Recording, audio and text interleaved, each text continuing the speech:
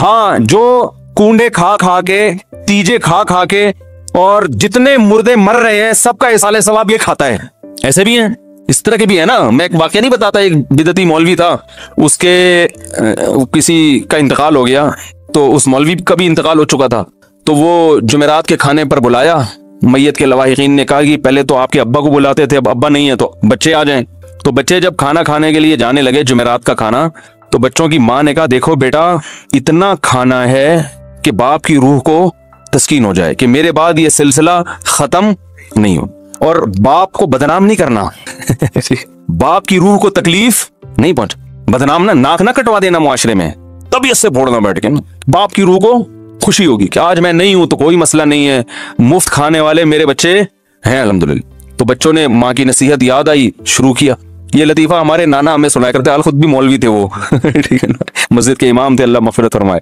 बच्चों ने तबीयत से फोड़ना शुरू किया, खाते खाते खाते खाते अधमुए हो गए ना, चला ही नहीं जा रहा उनसे। अम्मा की नसीहत याद आ रही है। तो बिल आखिर ये हालत हो गई कि 2 बंदों के कंधों पे सहारा लेके घर आ रहे। माँ ने देखते ही चित्रौल लगाना शुरू कर दिया, कह रही नाक कटवा दी ना, बाप की रूह को तकलीफ दी। बच्चे कहने लगे अम्मा इतना तो खा लिया कि चला नहीं जा रहा। कह रही कमबख्तो, तुम्हारे बाप को स्टेशन पे रख के लेकर आते थे हैं, और तुम चल के आ रहे हो, उसको तो लिटा के लाते थे, 4 आदमी उठा के ला रहे होते थे उसको। तो नबी सल्लल्लाहु अलैहि वसल्लम ने यहूदी आलिम को ताना दिया, वो इस्लाम पे एतराज कर रहा था, बातें कर रहा था। आपने ताना दिया कि क्या तौरात में नहीं लिखा है कि अल्लाह को मोटे तोंद वाले आलिम से नफरत है? तो तू पहले अपना हुलिया तो देख, खा खा के तोंद निकाली हुई है, तौरात पर अमल कर नहीं रहा जो अल्लाह ने तुम्हें किताब दी थी, और हमें क्या कर रहा है, नसीहतें कर रहा है।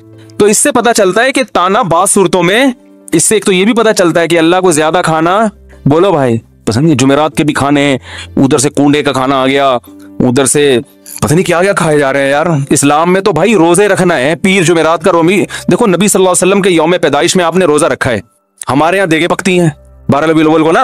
अगर फर्ज कर लो 12 रबीउल अव्वल यौम पैदाइश है तो फिर तो रोजा होना चाहिए। देगे हो रही हैं, दबा के खा रहे हैं, खिचड़े पक रहे हैं, खीने खा रहे हैं। तो हमारे नबी ने अपनी यौम विलादत पे भी रोजा रखा। इस्लाम ने बताया कि भाई तोंद भरना अच्छी चीज नहीं है। हाँ, एक सूरत में ताना देना जायज है, ये खूब अच्छी तरह समझें। एक सूरत में, जब कोई शख्स ऐसा फसाद फैला रहा हो मुआशरे में कि वो नेक, अपने आप को शो कर रहा हो कि मैं बहुत नेक हूं, लेकिन अपनी नेकी को कैश करा के, अच्छा साबित करके मुआशरे में फसाद फैला रहा हो, उसको ताना देना जायज है और हदीस से साबित है, ताकि उसको उसकी औकात दिखाई जाए।